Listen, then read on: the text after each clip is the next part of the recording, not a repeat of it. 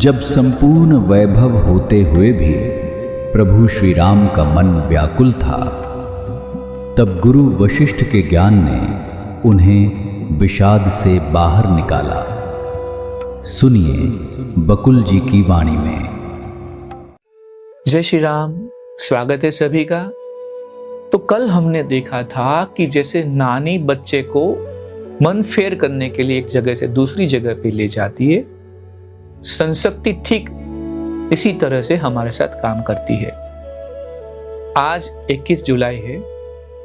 आज देखते हैं क्या होता है।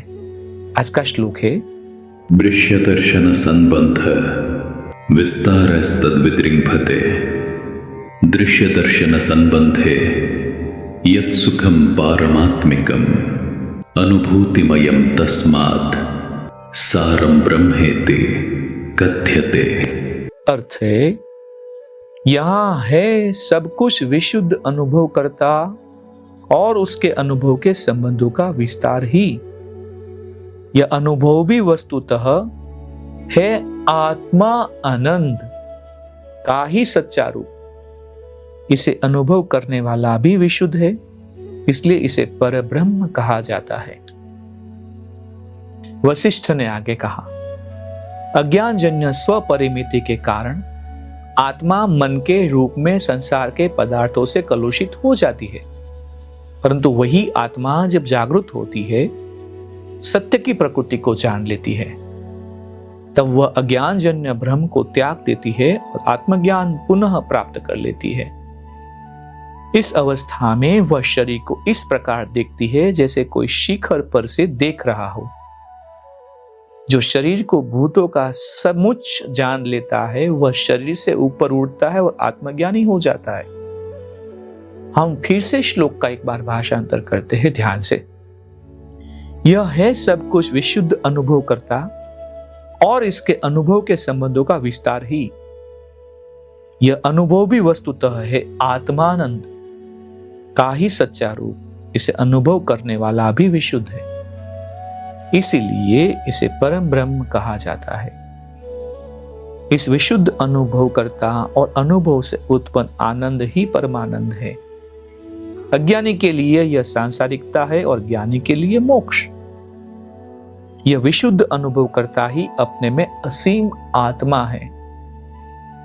जब पदार्थों की ओर इसका झुकाव होता है तो बंधन होता है, और जब अपने को मुक्त कर लेता है तो मोक्ष होता है।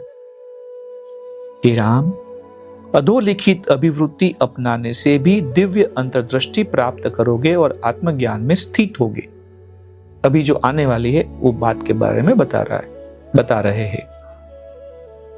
मैं आकाश हूं, मैं सूर्य हूं, मैं ही दिशाएं हूं, मैं ही सभी देवता हूं, मैं ही सभी दैत्य हूं, मैं ही सभी जीव हूं, मैं ही अंधकार हूं, मैं ही धरती हूं और मैं ही सागर आदि हूं।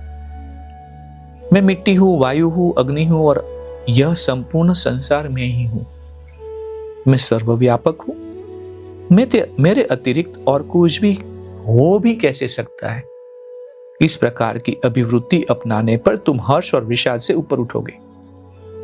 नीचे लिखी दो अभिवृत्तियां भी मोक्ष की प्राप्ति में सहायक है। सुनिए। एक है, मैं अत्यंत सूक्ष्म हूं और इंद्रियातीत आत्मा हूं, और दूसरी, मैं ही सब कुछ हूं और हर वस्तु हूं। मैं के संबंध में एक और भी दृष्टिकोण या अभिवृत्ति है, और वह यह है कि मैं शरीर हूं। यह दृष्टिकोण या अभिवृत्ति अंतहीन दुखों की जननी है। इन तीनों अभिवृत्तियों का त्याग करो और विशुद्ध चेतना होकर रहो। बंधन और मोक्ष की इन दोनों मिथ्या संकल्पनाओं का त्याग करो और आत्मज्ञानी का जीवन जियो। धरती, आकाश या पाताल में भी मोक्ष नहीं होता। मोक्ष वस्तुतः शुद्ध मन का पर्याय है, शुद्ध आत्मज्ञान का पर्याय है और जागृत अवस्था का पर्याय है। मन और अहम का यदि त्याग कर दिया जाए तो अन्य दोनों अपने आप छूट जाएंगे। इसलिए बंधन और मोक्ष के फेर में न पड़कर अपनी सभी लालसाएं छोड़ो तथा ज्ञान और वैराग्य के द्वारा मन का अंत करो। यदि तुम में क्या मुझे मोक्ष प्राप्त होगा, ये वाली इच्छा उत्पन्न हुई तो मन पुनर्जीवित होगा तथा अन्य धारणाओं का भी सत्कार करेगा और शरीर का निर्माण भी करेगा। तब अन्य संकल्पनाएं भी उत्पन्न होगी, जैसे कि मैंने यह किया है, मैं यह बस जानता हूं, मैंने इसका भोग किया है आदि। ये सभी संकल्पनाएं मिथ्या है, ये मरीचिका के समान है। सुंदर बात के साथ हम विराम लेते हैं। कल देखते हैं क्या होता है। जय श्री राम। इस ज्ञान यात्रा में हमारे साथ बने रहने के लिए चैनल को सब्सक्राइब करें और बेल आइकॉन दबाएं।